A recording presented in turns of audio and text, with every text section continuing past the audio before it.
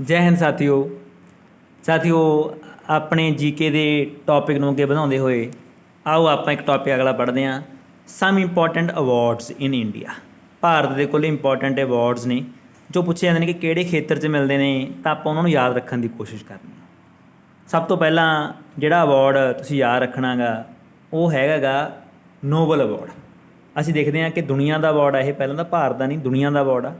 Nobel prize award ਬਹੁਤ ਹੀ ਮਹਾਨ scientist Alfred Nobel ਦੇ ਨਾਮ 'ਤੇ ਦੇਣਾ ਸਟਾਰਟ ਹੋਇਆ ਸੀਗਾ। ਅਸੀਂ ਦੇਖਦੇ ਹਾਂ ਕਿ ਐਲਫਰਡ ਨੋਬਲ ਬਹੁਤ ਹੀ ਵਧੀਆ ਸਾਇੰਟਿਸਟ ਸੀ। ਡਾਇਨਾਮਾਈਟ ਜੋ ਬੰਬ ਆ ਉਹਦੀ ਖੋਜ ਉਹਨਾਂ ਦੁਆਰਾ ਕੀਤੀ ਗਈ ਸੀ। ਸਵਿਟਜ਼ਰਲੈਂਡ ਦੇਸ਼ ਦੇ ਰਹਿਣ ਵਾਲੇ ਸੀ, ਸਵੀਡਨ ਦੇਸ਼ ਦੇ ਰਹਿਣ ਵਾਲੇ ਸੀਗੇ, ਸਵੀਡਨ ਦੇ। ਤਾਂ ਉਹਨਾਂ ਦੀ ਮੌਤ ਤੋਂ ਬਾਅਦ ਉਹਨਾਂ ਦੇ ਨਾਮ ਦੇ ਉੱਤੇ ਅਵਾਰਡ ਸਟਾਰਟ ਕੀਤਾ ਗਿਆ ਸਵੀਡਨ ਦੀ ਸਰਕਾਰ ਦੁਆਰਾ। ਅੱਜ ਕੁੱਲ 6 ਖੇਤਰਾਂ ਦੇ ਵਿੱਚ ਇਹ ਨੋਬਲ ਪ੍ਰਾਈਜ਼ ਅਵਾਰਡ ਦਿੱਤਾ ਜਾਂਦਾ।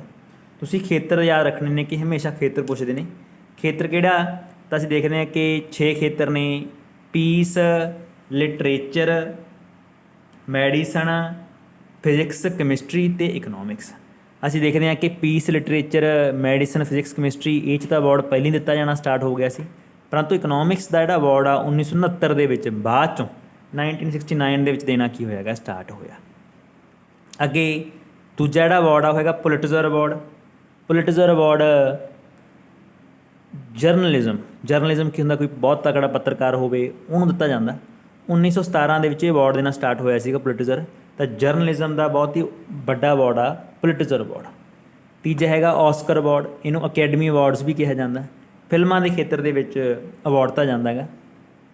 ਰੀਸੈਂਟ ਦੇ ਵਿੱਚ ਕਾਫੀ ਨਿਊਜ਼ 'ਚ ਰਿਹਾ ਔਸਕਰ ਅਵਾਰਡ, ਕਿਉਂਕਿ ਕਲਾਕਾਰ ਡਵੇਨ ਸਮਿਥ ਦੁਆਰਾ ਥੱਪੜ ਮਾਰਿਆ ਗਿਆ ਸੀ ਹੋਸਟ ਨੂੰ, ਜਿਹਦੇ ਕਰਕੇ ਔਸਕਰ ਅਵਾਰਡ ਕਾਫੀ ਚਰਚਾ 'ਚ ਆਇਆ। ਤੁਹਾਨੂੰ ਇਹ ਨਾ ਪਤਾ ਹੋ ਕਿ ਇਹ ਪਤਾ ਹੋਣਾ ਚਾਹੀਦਾ ਕਿ ਕਿਹੜੀ ਮੂਵੀ ਨੂੰ ਇਸ ਸਾਲ ਦਾ ਵਧੀਆ ਸਰਵਸ਼੍ਰੇਸ਼ਠ ਔਸਕਰ ਅਵਾਰਡ ਦਿੱਤਾ ਗਿਆ। ਤਾਂ ਤੁਸੀਂ ਮੈਨੂੰ ਕਮੈਂਟ ਬਾਕਸ 'ਚ ਲਿਖ ਕੇ ਭੇਜਣਾ ਕਿ ਕਿਹੜੀ ਮੂਵੀ ਨੂੰ ਔਸਕਰ ਅਵਾਰਡ ਨਾਲ ਸਨਮਾਨਿਤ ਕੀਤਾ ਗਿਆ, ਇਸ ਸਾਲ ਦੀ ਬੈਸਟ ਔਸਕਰ ਮੂਵੀ ਕਿਹੜੀ ਆ। ਇਹ ਅਵਾਰਡ 1929 ਸਟਾਰਟ ਕੀਤਾ ਗਿਆ ਸੀ। ਫਿਰ ਚੱਲਦੇ ਹਾਂ ਬੁੱਕਰ ਪ੍ਰਾਈਜ਼।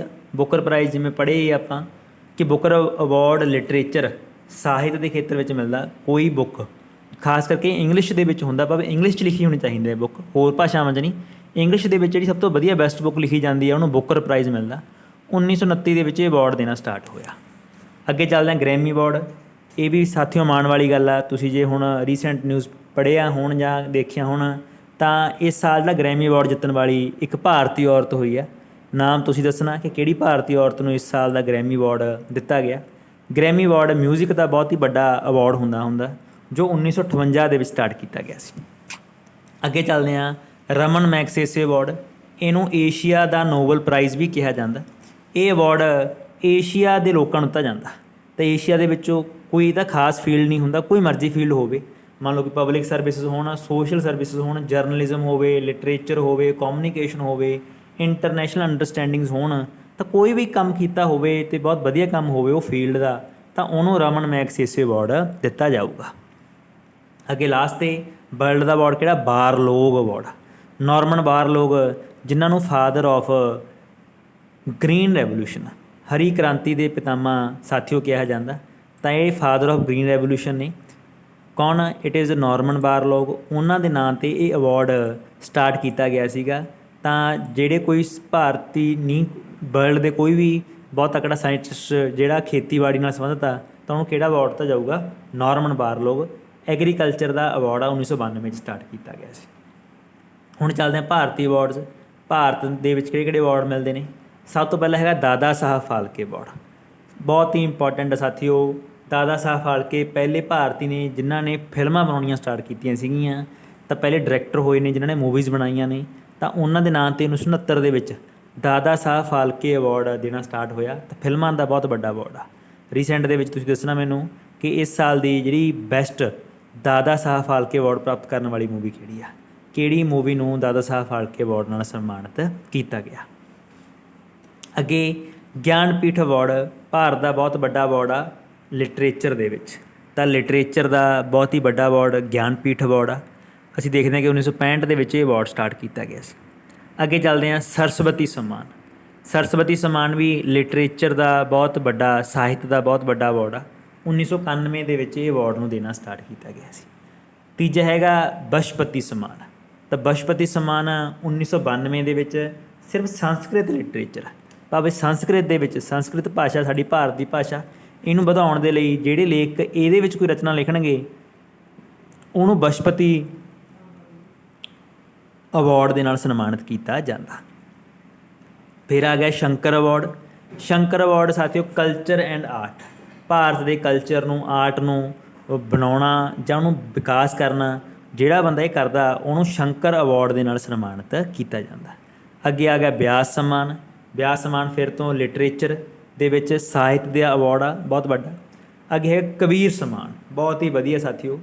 ਕਬੀਰ ਸਨਮਾਨ ਸੋਸ਼ੀਓ ਕਮਿਊਨਲ ਹਾਰਮੋਨੀ, ਭਾਵ ਜਿਹੜਾ ਬੰਦਾ ਨੇ ਬਹੁਤ ਵਧੀਆ ਕੰਮ ਕੀਤਾ ਭਾਰਤ ਦੇ ਵਿੱਚ ਜਾਤ ਪਾਤ 'ਚ ਇਕੁਐਲਿਟੀ ਲੈ ਕੇ ਆਉਣ ਲਈ, ਜਾਂ ਸੌਹਾਰਦ, ਕਮਿਊਨਲ ਸੌਹਾਰਦ ਬਣਾਉਣ ਦੇ ਲਈ, ਏਕੀਕਰਨ ਦੀ ਗੱਲ ਕਰਨ ਲਈ, ਇਹੋ ਜਿਹੇ ਬੰਦੇ ਨੂੰ ਕਬੀਰ ਸਨਮਾਨ ਦੇ ਨਾਲ ਸਨਮਾਨਿਤ ਕੀਤਾ ਜਾਂਦਾ।